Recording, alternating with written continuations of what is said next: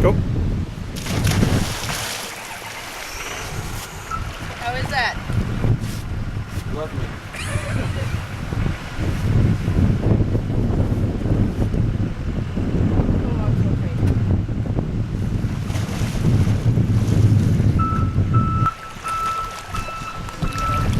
So what is it you're feeling right now?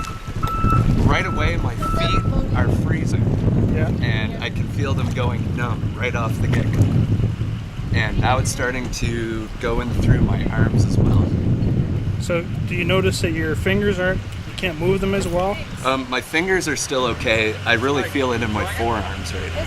Right. Not as bad as I thought it was, but I have to My feet, though, are maintaining some starting to hurt? getting worse like crazy, yeah. So the blood's coming out of your extremities right now and going into your core so that they can keep your core. And that's warm. Definitely how it feels right now. The center of my body feels nice and warm, but as far as my legs and my arms, very numb. Hey Dave, put your hands out and start moving them fast. That's pretty good. Starting to slow down now? Yeah. As soon as you start moving, you really feel the cold and you feel it gasping again. If you just float, it's okay, and then Let's try the hand thing again. You get a chance. See what you can do with your hands.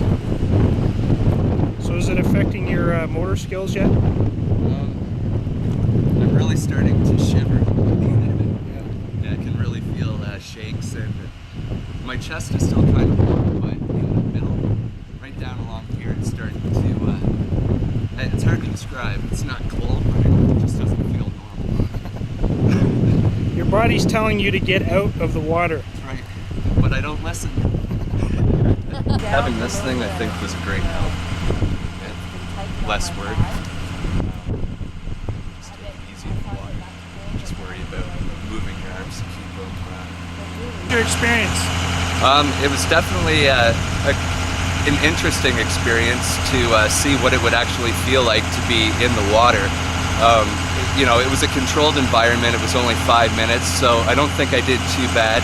But I definitely could feel the effects of the cold water right away in my feet, in my hands. And by the end of the 5 minutes, my breathing was definitely becoming labored. I have some, it's very tight right here right now. Kind of a feeling of numbness as I got out of the water. And, you know, I am starting to, it was warm at first, and now I'm starting to feel the cold kick in. Now, if you hadn't been wearing a personal flotation device, how do you think you would have done? You know, there's so many more elements to add in. You know, I wouldn't have been, with that on, all I was doing was moving my arms and legs to keep warm, not to keep myself afloat. And I think that would have been a major difference, for sure. Fatigue can set in very quickly. Do you feel fatigued? Yeah, actually, right now I'm feeling, you know, pretty tired. Just trying to do this interview right now is kind of taxing. With PFDs, first thing you want to do is start every season, make sure you inspect them. Obviously, any rips makes them not valid for to have on your boat, so you want to make sure they're in good condition. Make sure they're Canadian Coast Guard approved.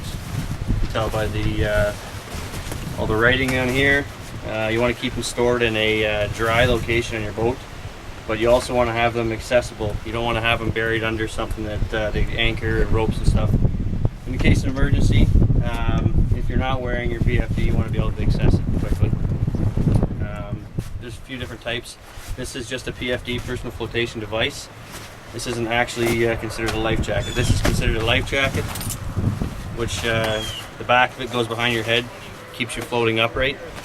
With a PFD, it won't necessarily make you float laying face up. A lot of times you'll lay face down because it doesn't have the flotation on the front side, where this will.